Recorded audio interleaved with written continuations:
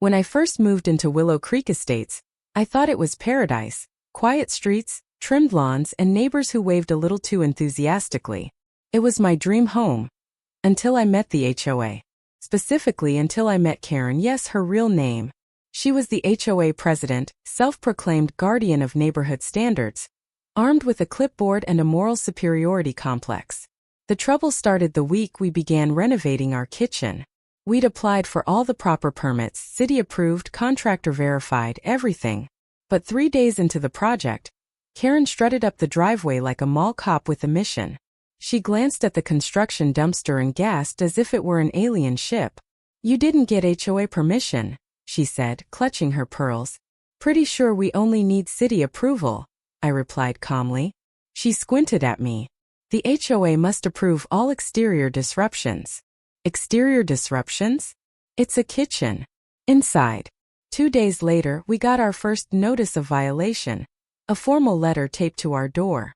It said, "Unauthorized construction activity. Fine. $250 per day until compliance." I laughed. My wife didn't. By the weekend, Karen had rallied 2 neighbors to monitor our progress. I started keeping notes, photos, and copies of every letter. I didn't know it yet, but those records would later save me and end Karen's little reign of terror. The violation letters didn't stop. They multiplied like gremlins in water. By week 2, I had fines totaling $1,750 for things like dust migration, visual obstruction, and my personal favorite, unsightly contractor footwear. I tried reasoning. I sent an email. "Hi Karen, the renovation is interior and fully city approved. Please clarify the HOA authority on this matter." Her reply: "We don't need to justify our rules. Compliance is mandatory." 2 mornings later, I returned from work to find something that made my blood boil. The HOA had padlocked my driveway gate. A neon orange sticker read, "Access restricted, HOA enforcement." I thought it was a joke, until I realized my contractors couldn't get in. Neither could I. I called Karen. She answered with fake cheer. "We locked it to prevent further violations," she chirped. "You locked me out of my own property," I said slowly. "Technically, we're locking out the violations." That was it. I called the sheriff. When the deputy arrived, he laughed, shook his head, and cut the padlock himself. Karen stood on the sidewalk, arms crossed, muttering about neighborhood integrity. That night, I started digging through the HOA's bylaws and noticed something weird. Their charter had expired 2 years ago. Legally, they weren't even a functioning HOA anymore. I smiled. The irony? I'm a state official who oversees HOA charter renewals. And Karen? She had no idea. The next morning, I treated myself to coffee, a donut, and a little light reading the Willow Creek HOA Charter. It was like a bad sitcom script. Outdated clauses, missing signatures, and references to properties that didn't even exist anymore. Turns out the HOA had never filed its charter renewal form, something I personally sign off on for the state. Without that, all their rules, fines, and enforcement actions were technically invalid. Oh, the delicious irony. I could have dropped the hammer immediately, but where's the fun in that? I decided to document everything. Every violation letter, every ridiculous threat, every smug email. I even started recording Karen's friendly visits. Meanwhile, Karen's crew, I called them the Clipboard Squad, escalated their nonsense. They sent a warning about our non-HOA approved doormat. It literally said welcome. Another one claimed our lawn was 0.5 inches above community standards. My contractor Rick was losing it. "Man, I've built in Beverly Hills with less drama," he said. I smiled. "Just wait. We're building more than a kitchen here, we're building a case." I spent evenings cross-checking their violations with state HOA law. Every letter they sent was another nail in their coffin. And I knew soon I'd be the one delivering the hammer. Word spread fast. The HOA's golden girl, Mrs. Patterson, told everyone I was trying to destroy the community. I couldn't grab my mail without someone whispering. Karen began sending community reminders that were clearly about me. One read, "All homeowners must respect HOA authority, even during personal projects." Another said, "Unauthorized gatherings, contractors, create safety risks and lower property values." Even my mailman asked if I was feuding with the clipboard lady. Meanwhile, I noticed something else. Karen's own house was a circus of violations. Faded paint, untrimmed bushes, and her husband's RV parked on the lawn, which the bylaws explicitly banned. I took photos. Lots of them. Then one day I got another letter.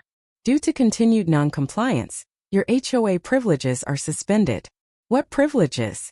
The privilege of being fined? I decided to have some fun. I printed a big sign and taped it to my gate. Under state review, HOA activity suspended. Neighbors stared. Karen nearly fainted. Later that night, my wife asked, "Aren't you worried this is getting too far?" I grinned. Not yet. But it's about to. Because the next morning, I made a few official phone calls and started the state investigation into Willow Creek HOA. 3 days later, Karen got a letter of her own, this one from the State Department of Housing Affairs. It said, "Your HOA charter status is under review. All enforcement actions are to be paused pending verification." In other words, Karen's clipboard just became decorative. The chaos that followed was pure art. My phone buzzed nonstop. Neighbors wanted to know what was happening. Karen called an emergency board meeting in her driveway, complete with folding chairs and lemonade. When I walked by, she snapped, "You're not welcome here, troublemaker." I just smiled. That's fine. I'm just here to observe officially. You could hear the collective gasp. That night, I got an anonymous note in my mailbox. Thank you. Someone had to stand up to her. The tide was turning. People were realizing Karen wasn't some protector. She was a control freak with a laminated ego. By the end of the week, the HOA bank account was frozen pending audit. Every fine she'd issued? Under investigation. And my favorite part? The state letter had my signature on it. Karen didn't take defeat well. She started her own independent patrols, walking the neighborhood at 6 a.m. taking photos of mailboxes, fences, and driveways. She even tried to film my contractors, until one of them politely asked if she had a permit to record. She screamed about citizen authority and stormed off. Then came the flyers. She printed hundreds of them, claiming I was illegally sabotaging the HOA, and that I worked for the government to destroy suburban families. My wife framed one. It's hilarious.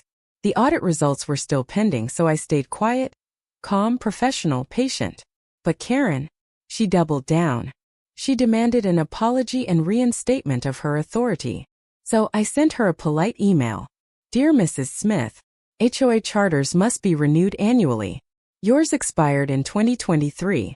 Enforcement without legal charter is unlawful. Kindly refrain from further action until the state review concludes. Best, my name. Department of Housing Affairs." She replied, "You think you're above the HOA? No, Karen. I am the HO." And soon everyone would know just how deep her corruption ran, because I just received the audit findings, and they were glorious. The audit report was 37 pages of pure karma. It listed everything Karen had done wrong. Unapproved fund transfers, missing receipts, and fines that mysteriously disappeared into her administrative account. Translation: she'd been using HOA money like her personal piggy bank. I didn't plan to expose her right away. I wanted her to hang herself with her own rules first. So I waited for the next HOA meeting, which of course she held in her garage like a doomsday cult gathering. When I walked in, she smirked. "Oh look, our local bureaucrat decided to grace us with his presence." I smiled. "Just observing, Karen." Officially. She began her usual rant, how my renovation destroyed the harmony of the neighborhood. She waved around a fine ledger, like it was sacred scripture. Then I dropped it. "Actually, that ledger's invalid. You've been operating without a legal charter for nearly 2 years. Everything you've done, every dollar you've collected is void." The room went silent. One neighbor whispered, "Is that true?" I handed copies of the audit summary to the board members. The color drained from Karen's face. I stood up. "Oh, and one more thing. Misappropriating HOA funds is a Class B offense under state law. I'd advise you to consult a lawyer." Then I left. Calm, collected, and deeply satisfied. Within 48 hours, Willow Creek looked like a reality show meltdown. Karen's inner circle started resigning one by one. Greg, the treasurer, dropped off a cardboard box full of records at my doorstep, muttering, "I didn't know she was doing all that, man." Meanwhile, the gossip train went off the rails. People were whispering about embezzlement, fraud, and federal crimes. Karen tried damage control. She sent an email to everyone in the neighborhood. Ignore any false claims about HOA corruption. Certain individuals are spreading misinformation to destabilize our community. She meant me, obviously. The problem was no one believed her anymore. At one point I saw her marching up and down the street, snapping photos of trash bins. She was looking for anything to fine people for, but without legal power, she was just a lady yelling at garbage cans.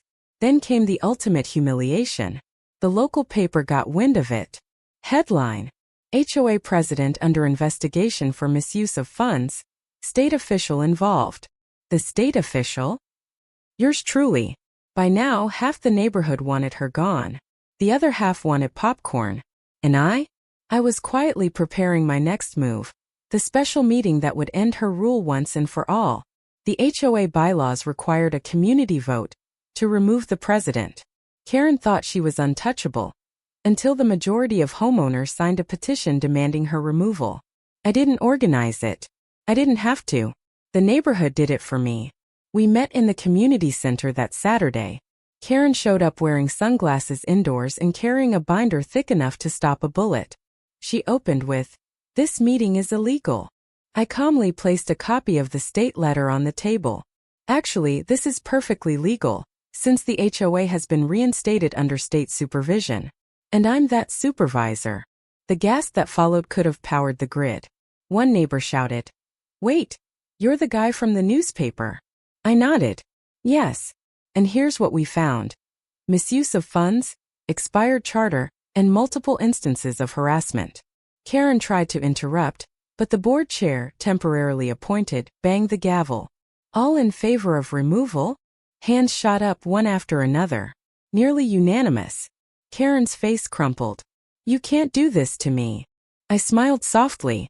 "You did this to yourself."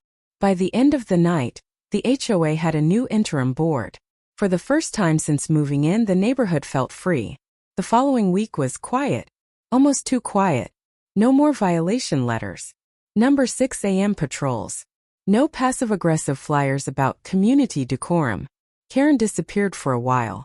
Rumor had it she was consulting her attorney. Meanwhile, I helped the new board clean up the financial disaster she left behind. We discovered over $18,000 in unaccounted expenses, spa visits, office lunches, and hilariously, a consulting fee paid to her husband. We reported everything. Neighbors actually started smiling again. Kids played outside without being told their toys violated aesthetic policy. The air felt lighter. One evening I saw Greg, the ex-treasurer, walking his dog. He stopped and said, "Man, thanks. You really saved this place." I shrugged. "I just did my job twice over." He laughed. "You know, Karen called you the bureaucratic terminator." I'll take it. But I wasn't done yet. The HOA system itself needed reform. So I proposed new bylaws, transparency, public budgets, and a yearly community review. Every homeowner would get access to all financial records. When we passed it unanimously, I couldn't help but think, sometimes justice looks like a simple vote. And sometimes it looks like watching a Karen lose her clipboard privileges. Just when I thought it was over, she showed up. Karen, standing on my porch, holding a manila envelope. I opened the door slowly. "Morning, Karen." She took a deep breath. "I wanted to apologize, sort of." "Sort of." I raised an eyebrow. She sighed. "You embarrassed me. But maybe I needed it." It got to my head. That was the most self-awareness I'd ever seen from her. She handed me the envelope. "Here. You'll want to see this." Inside was her formal resignation letter, notarized and everything. "I'm moving," she said quietly. "Somewhere without HOAs." I smiled. "That's probably for the best." She paused at the end of my driveway. "You really are with the state, huh?" I nodded. "Always have been." She gave a weak laugh. "Figures." When she drove away, I felt something unexpected. Not triumph, but peace. The neighborhood rebuilt, the drama faded, and my kitchen renovation finally finished. Every time I see the smooth new countertops, I remember the chaos that started it all. And somewhere out there, Karen's probably arguing with a flight attendant about seatbelt policies. After Karen's dramatic exit, Willow Creek felt reborn. The lawns looked greener, not because of fertilizer, but because everyone could finally breathe again. The new HOA board, made up of actual decent human beings, invited me to help rewrite the entire charter.